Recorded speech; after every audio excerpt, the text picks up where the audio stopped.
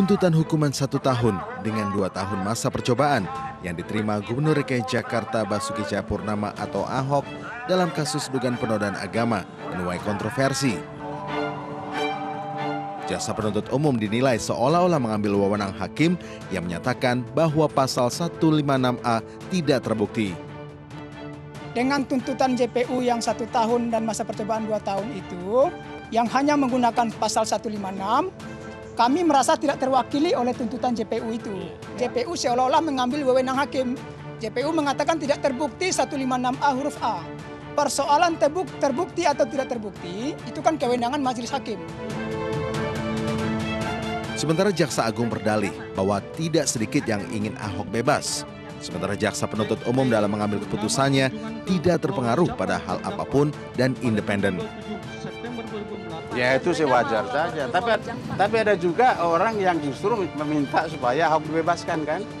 Kan ada dua pihak yang saling berhadapan. Nah jaksa tidak terpengaruh ke kanan atau ke kiri.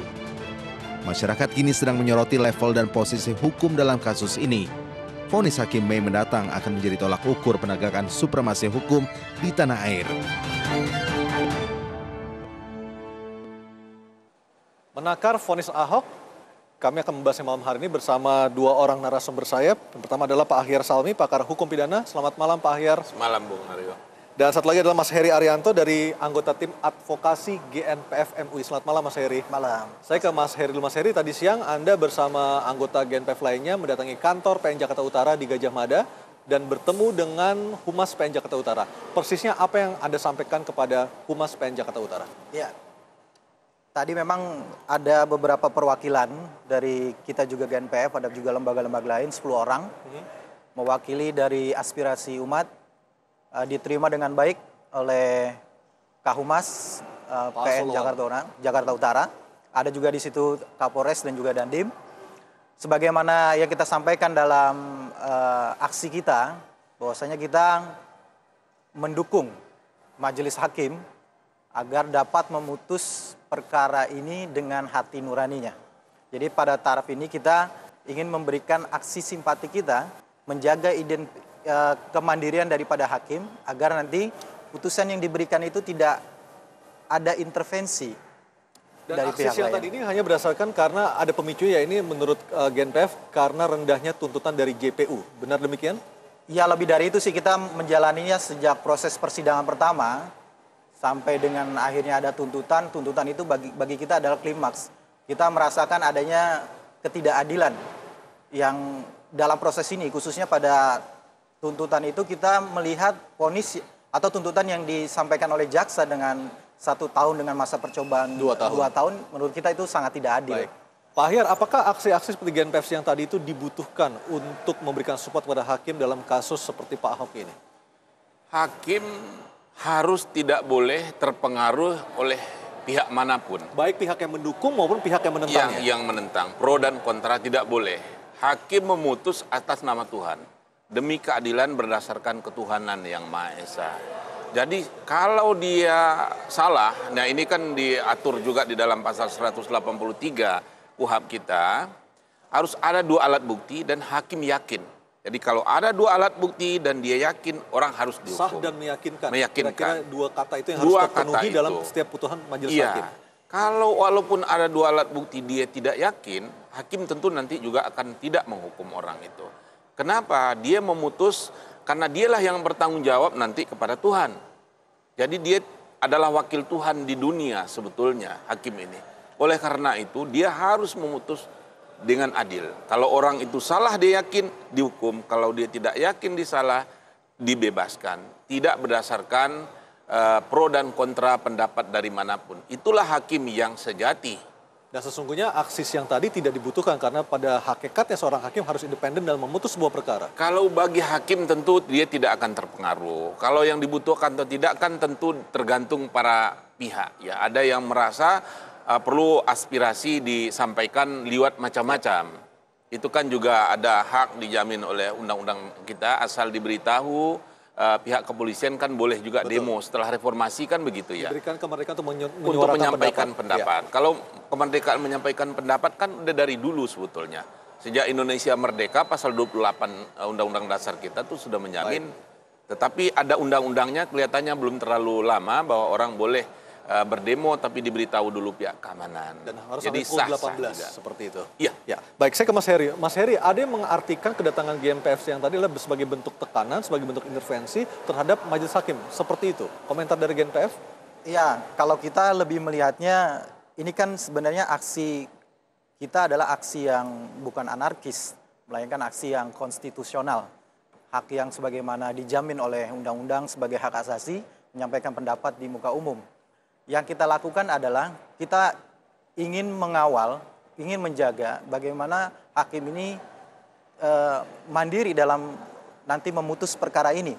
Tidak ada intervensi dari pihak manapun, artinya juga mempertimbangkan fakta-fakta yang ada di persidangan, kemudian juga dengan keyakinan dan hati nuraninya memutus dengan adil, tidak berdasarkan ada intervensi dari kekuasaan yang ada. Atas permintaan dari GNPF tadi, apa tanggapan dari PN Jakarta Utara? Sejauh ini pihak pengadilan menerima dengan baik dan juga kemudian menyampaikan akan meneruskan aspirasi dari kita ini kepada Ketua Majelis sekaligus juga Ketua Pengadilan Negeri Jakarta Utara. Pak Ahyar, kalau kita melihat pasal 182 ayat 4 KUHAP, itu disebutkan ketika dalam memutus sebuah perkara, maka hakim harus berdasarkan surat dakwaan dan juga semua hal yang terbukti di pengadilan. Artinya bukan berdasarkan tuntutan dibacakan oleh JPU. Ya, hakim boleh saja secara hukum, sah secara hukum. Kalau dia yakin ini melanggar pasal 156A, itu boleh saja. Jadi tidak harus mengikuti tuntutan jaksa. Jadi sah saja secara hukum. Nah kembali, ini hakim yakin melanggar, kalau yakin melanggar dengan bukti fakta dalam persidangan, pasal mana yang dilanggar? Kalau tidak yakin dilanggar, alasannya apa? Jadi sah saja. Karena dijamin juga oleh undang-undang kita itu ada 3 jenis keputusan. Satu, dia dipidana apabila terbukti unsur-unsur pasal yang didakwakan. Pasal yang didakwakan ya, bukan pasal yang dituntut, itu 2 hal yang berbeda. Kemudian dibebaskan kalau salah satu unsur saja tidak dibukti, itu harus dibebaskan. Ada unsur terbukti tapi ada dasar-dasar penghapus pidana, itu orang itu akan dilepaskan dari segala tuntutan. Nah yang kemarin kelihatannya pihak pengacara Ahok juga mengatakan bahwa Pak Ahok ada di situ, itu juga menjalankan perintah undang-undang. Nah ini kan tidak dibacakan seluruh, yang mananya yang itu ujungnya adalah dasar-dasar penghapus pidana. Rechtvaardigingsgrond, artinya dia menjalankan undang-undang, orang itu tidak dipidana, landasannya adalah pasal 50 KUHP kita kalau orang menjalankan. Tetapi yang mananya yang menjalankan undang itu yang kelihatan kemarin tidak dibacakan, tidak tampak. Seberapa besar pengaruh dari pembacaan putusan dari seorang jaksa penuntut umum terhadap keputusan yang akan diambil oleh majelis hakim dalam vonis nantinya? Tentu itu jadi perhatian. Bahwa pengaruh atau tidak itu adalah ini yakin nggak hakim dengan dakwaan argumentasi yang diajukan oleh jaksa. Begitu juga sebaliknya, apakah dapat meyakinkan hakim bahwa ini tidak hal-hal pledoi yang diajukan oleh terdakwa dan penasihat hukumnya. Ya, itu yang berebut sebetulnya. Kalau menurut saya alat bukti yang ditampilkan oleh kedua belah pihak itu memungkinkan bisa dipidana, bisa tidak. Ini bagaimana hakim? Saya ngelihat tuh masih terbuka peluang 2 hal ini kalau saya melihat, apakah nanti akan dipidana atau mungkin akan bebas. Kalau lepas dari tuntutan saya belum lihat landasan mana yang menjadikan Pak Ahok menjalankan perintah undang-undang. Karena yang dipersoalkan kan ucapannya. Ucapannya itu kan agak berbeda dengan perjanjian. Artinya kita nanti akan bisa melihat karena peluangnya masih 50-50, baik akan dikenakan pidana ataukah justru dibebaskan. Baik, kita akan kupas lebih lanjut dalam Talk to Anyus. Pemirsa tetaplah bersama kami.